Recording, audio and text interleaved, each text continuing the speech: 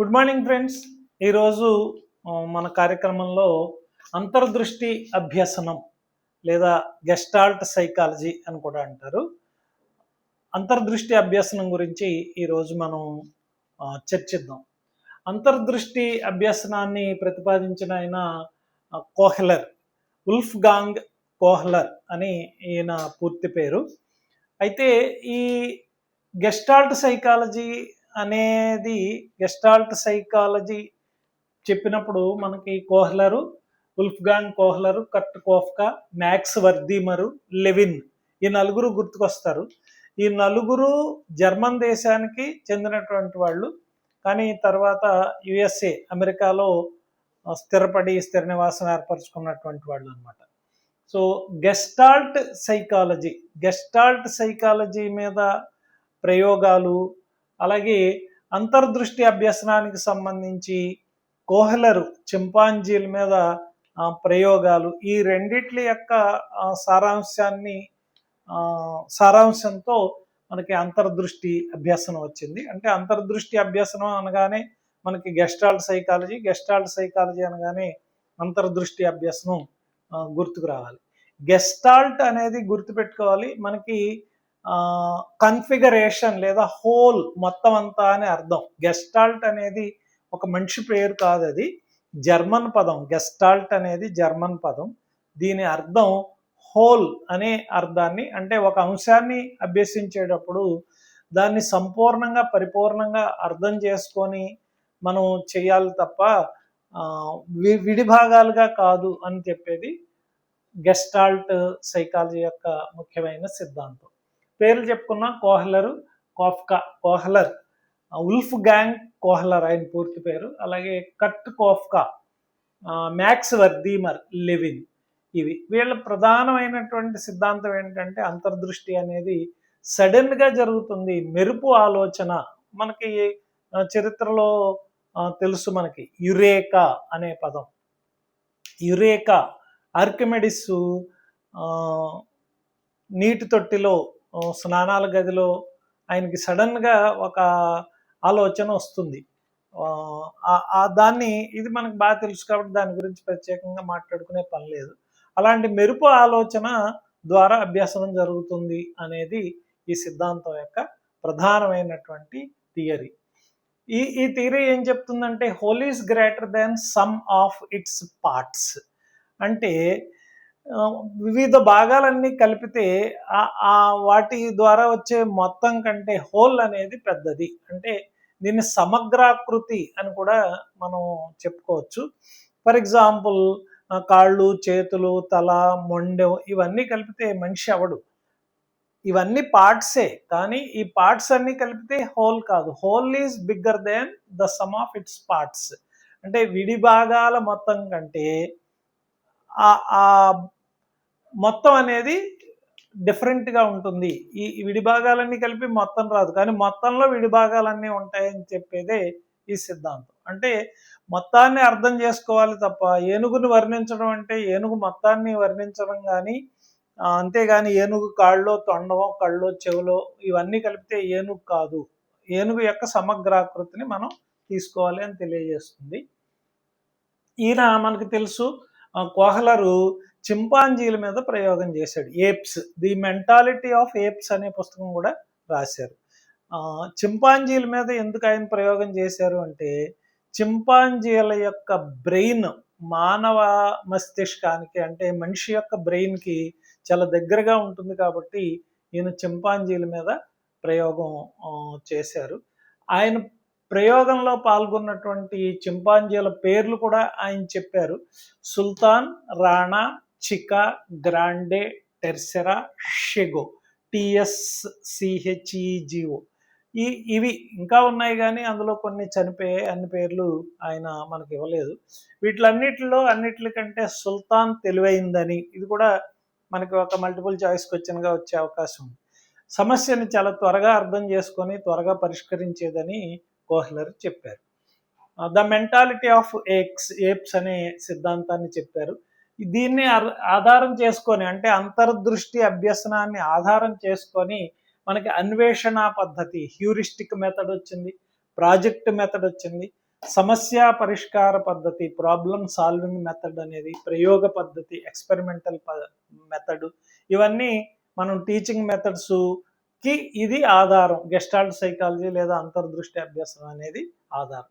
అయితే ఈ సిద్ధాంతానికి కొన్ని పరిమితులు ఉన్నాయి. ప్రతి సిద్ధాంతానికి ఉన్నట్టే అంతర్దృష్టి అభ్యసనానికి కూడా, అంతర్దృష్టి అభ్యసనం సంవాట్ బెటర్, మిగతా వాళ్ళతో పోలిస్తే కొంత అడ్వాన్స్డే కానీ పరిమితులకి పూర్తిగా పరిమితులు లేకుండా, లోపాలు లేకుండా ఉన్నది కాదు.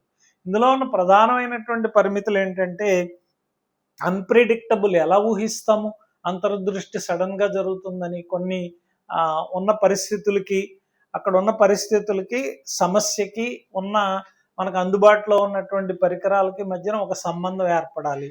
అది అందరిలో ఒకేలా జరుగుతుందని చెప్పలేము, ఏ సమయంలో జరుగుతుందో చెప్పలేము. కాబట్టి అన్ప్రిడిక్టబుల్, అన్రిలయబుల్. దీన్ని నమ్ముకొని మనం క్లాస్ రూమ్లో విద్యార్థులకి అంతర్దృష్టి జరిగినప్పుడే అభ్యసనం జరుగుతుంది అని చెప్పి మనం అంతర్దృష్టి కలిగేంత వరకు వెయిట్ చేసే అవకాశం ఉండదు. కాబట్టి ఇది పూర్తిగా నమ్మకం లేనిది, రిలయబుల్గా ఉండదు. ఇక అన్కాన్సిస్టెంట్, స్థిరంగా కూడా ఉండదు. ఇది ప్రతిసారి ఇలాగే అంతర్దృష్టి జరుగుతుంది అనేది మనం చెప్పడానికి వీల్లేదు. కాబట్టి it is unconstant. Not ideal for all subjects, అన్ని సబ్జెక్టులు బోధించడానికి అంతర్దృష్టి అభ్యాసనం సాధ్యం కాదు. ఫర్ ఎగ్జాంపుల్ మ్యాథమెటిక్స్కి ప్రాబ్లమ్స్ సాల్వ్ చేయడానికి అంతర్దృష్టి అభ్యాసనం ఉపయోగపడుతుంది. అదే ఒక భాష నేర్చుకోవడానికి లేదా సోషల్ స్టడీస్లో జాగ్రఫీ లాంటి విషయాలు నేర్చుకోవడానికి అంతర్దృష్టి అభ్యాసనం సాధ్యం కాదు. అది పార్ట్స్గానే చెప్పాలి, పార్ట్స్గానే అర్థం చేసుకోవాల్సి ఉంటుంది. కాబట్టి అన్ని సబ్జెక్టులకి అంతర్దృష్టి అభ్యాసనాన్ని మనం అభ్యాసనం చేయలేము. Highly dependent on prior knowledge, గతంలో ఉన్న నాలెడ్జి, అనుభవాల్ని బట్టి మాత్రమే అంతర్దృష్టి ఏర్పడుతుంది. పూర్తిగా దాని మీద ఆధారపడి ఉంటుంది.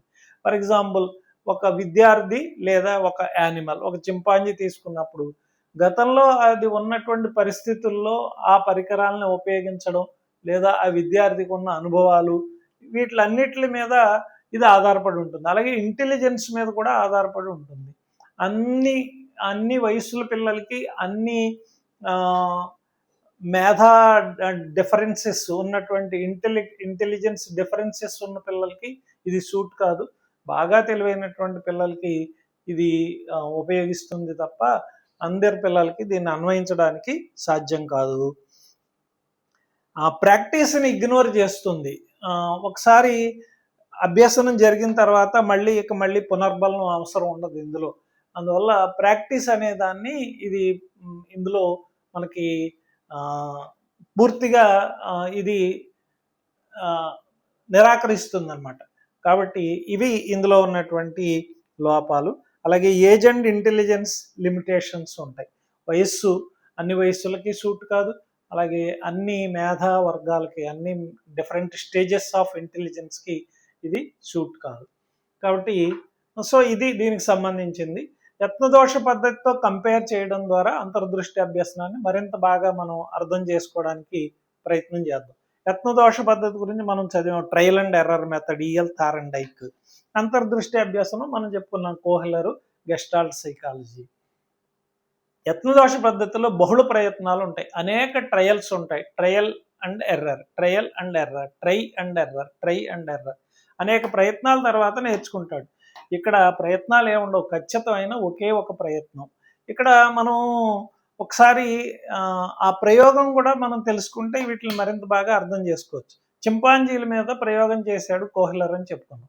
చింపాంజీలను ఏం చేశాడు, ఒక బోన్లో పెట్టాడు. బోన్లో పెట్టి ఏం చేశాడు, ఒక దానికి ఆహారంగా తీసుకునేటటువంటి అరటిపండు పైన ఎత్తులో వేలాడగట్టాడు. ఇంకో బల్ల పెట్టాడు, ఒక స్టూలో లేకపోతే ఒక బాక్సో పెట్టాడు. ఈ చింపాంజీ ఆకలేసినప్పుడు ట్రై చేసింది, ఎగిరింది, గెంతింది, దొరకలేదు.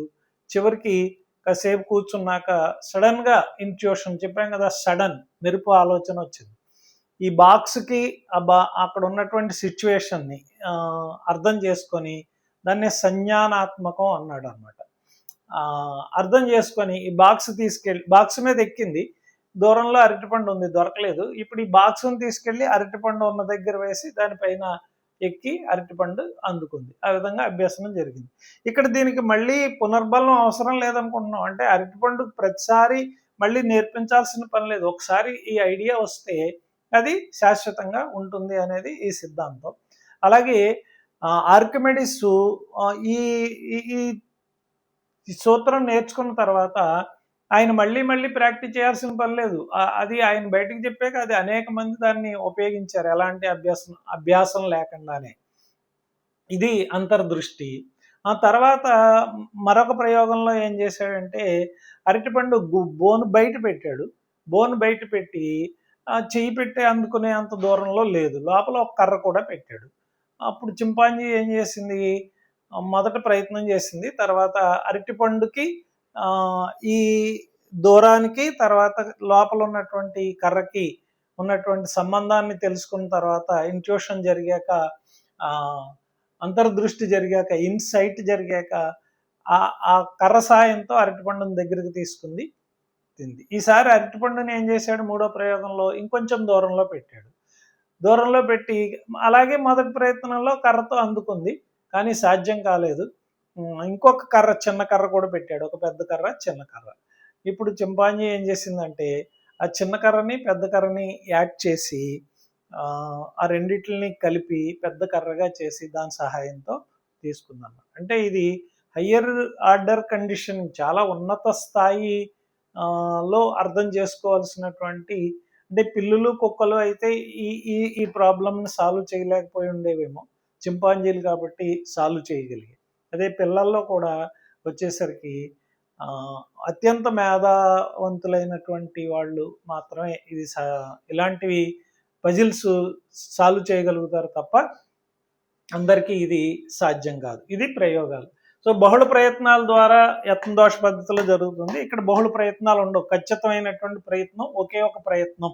స్టూల్ ఎక్కింది, అరటిపండు తీసుకుంది, తర్వాత ఎప్పుడైనా సరే స్టూల్ ఎక్కుతుంది లేదా బాక్స్ ఎక్కుతుంది, అరటిపండు తీసుకుంటుంది. అలాగే కర్రతో అరటిపండు అందుకోవడం కానీ ప్రాక్టీస్ చేయాల్సినటువంటి పని ఉండదు. చలనాభ్యాసం ప్రాధాన్యత, ఇందులో అభ్యసనం చలనాల ద్వారా జరుగుతుంది, మూమెంట్స్ ద్వారా జరుగుతుంది. ఇక్కడ సంజ్ఞానాత్మకంగా ఉంటుంది, అంటే సిచ్యువేషన్ని అర్థం చేసుకోవడం, అక్కడ పరిస్థితిని అర్థం చేసుకొని అక్కడ ఉన్నటువంటి వనరులు ఏవైతే ఉన్నాయో వాటిని ఉపయోగించుకోవడం, అలాగే సమస్య పరిష్కారం ద్వారా అభ్యసనం జరుగుతుంది. ఇక్కడ ఇందులో అభ్యాసానికి ప్రముఖ పాత్ర ఉంటుంది. అభ్యాసం అంటే లా ఆఫ్ ఎక్సర్సైజ్, మళ్ళీ మళ్ళీ మళ్ళీ చెయ్యడం అన్నమాట. ఇక్కడ ప్రాధాన్యత ఉండదు. అంతర్దృష్టి అభ్యసనంలో అభ్యాసానికి, ఎక్సర్సైజ్కి అంటే ప్రాక్టీస్కి ప్రాధాన్యత ఉండదు. ఇది విడిభాగాలు, చిన్న చిన్న భాగాలుగా అర్థం చేసుకుంటారు. ఈ అభ్యాసనం విభాగాలుగా జరుగుతుంది, కానీ ఇది హోలిస్టిక్, అంటే మొత్తం సమగ్రాకృతిని అర్థం చేసుకొని, అంటే ఫర్ ఎగ్జాంపుల్ భాష నేర్చుకోవడానికి మనం అంతర్దృష్టి ద్వారానే జరుగుతుంది. భాష అంటే లిజనింగ్, స్పీకింగ్, రీడింగ్, రైటింగ్ విడివిడి భాగాలు కాదు. మీరు 10 ఏళ్ళు నేర్పించిన హిందీ కానీ ఇంగ్లీష్ కానీ పిల్లాడికి రాకపోవడానికి కారణం ఏంటంటే మనం చేసే పెద్ద తప్పు ట్రయల్ అండ్ ఎర్రరు లేకపోతే ఇతర పద్ధతులు ఉపయోగిస్తాం. అంతర్దృష్టి ద్వారా అదే పిల్లాడిని తీసుకెళ్ళి ఆ భాష మాట్లాడే ప్రాంతంలో 1 నెల ఉంచితే చక్కగా మాట్లాడతాడు. కాబట్టి ఏం చేస్తున్నాడు, ఆ భాష మాట్లాడే ప్రాంతంలో ఆ భాష యొక్క అన్నీ ఒకేసారి నేర్చుకుంటున్నాడు, వింటున్నాడు, ఆ సౌండ్స్ వింటున్నాడు, ఆ తర్వాత ఆ సౌండ్స్ యొక్క మీనింగ్ తెలుసుకుంటున్నాడు. కాబట్టి అన్నీ కలిపి నేర్చుకుంటున్నాడు. కాబట్టి హోలిస్టిక్ అప్రోచ్లోనే భాష నేర్పించాలి. కాబట్టి భాషా బోధనలో దీన్ని మనం మార్పు చేసుకోవాల్సినటువంటి అవసరం ఉంది. అలాగే ఇది సరళ అభ్యసన పద్ధతి, సింపుల్ మెథడ్, ఇది ఎవరికైనా ఉపయోగించవచ్చు. ఇది చాలా సంక్లిష్టమైన పద్ధతి, అర్థమై ఉంటుంది ఇప్పటికే మీకు. ఇక అంతర్దృష్టికి ఇక్కడ ఆస్కారం ఏం లేదు, అంతర్దృష్టితో పనే లేదు. For example cat, Thorndike cat గెంతింది, దూకింది, మేట మీద పడింది, ఓపెన్ అయింది. అలాగే ర్యాట్, ఆపరెంట్ కండిషనింగ్లో ర్యాట్ కూడా అదే చేసింది, పెల్లెట్ వచ్చింది. ఇక్కడ మనం అందులో అయితే ప్యాసివే, లెర్నర్ పాసివే, కాబట్టి పావ్లో ప్రయోగంలో ఇక అంతర్దృష్టితో పనే లేదు. ఇక్కడ అంతర్దృష్టి ద్వారా మాత్రమే అభ్యసనం జరుగుతుంది, అంటే ఎలాంటి ఉద్దీపన ఇవ్వరు ఇక్కడ. నెక్స్ట్ పునర్బలనం అవసరం. ఇక్కడ ఈ పద్ధతిలో యత్నదోష పద్ధతిలో రీఇన్ఫోర్స్మెంట్ జరగాలి, అంటే మళ్ళీ మళ్ళీ మళ్ళీ చేయించాలి అభ్యసనం జరిగాక. ఇక్కడ పునర్బలనం లేకపోయినా కూడా ఒకసారి అంతర్దృష్టి జరిగాక అది శాశ్వతంగా ఉంటుంది అనేది మన గెస్టాల్ట్ సైకాలజీలో, అంటే అంతర్దృష్టి అభ్యసనంలో ప్రధానమైన అంశం. ఇది ఫ్రెండ్స్ అంతర్దృష్టి అభ్యసనానికి సంబంధించింది. మీరు దయచేసి ఈ వీడియోల్ని మీరు చూడడమే కాకుండా మీ మిత్రులందరికీ వీటిని ఫార్వర్డ్ చేసి ఇంకా మీ సూచనలు కూడా ఇవ్వాల్సిందిగా కోరుతూ ఇంతటితో సెలవు.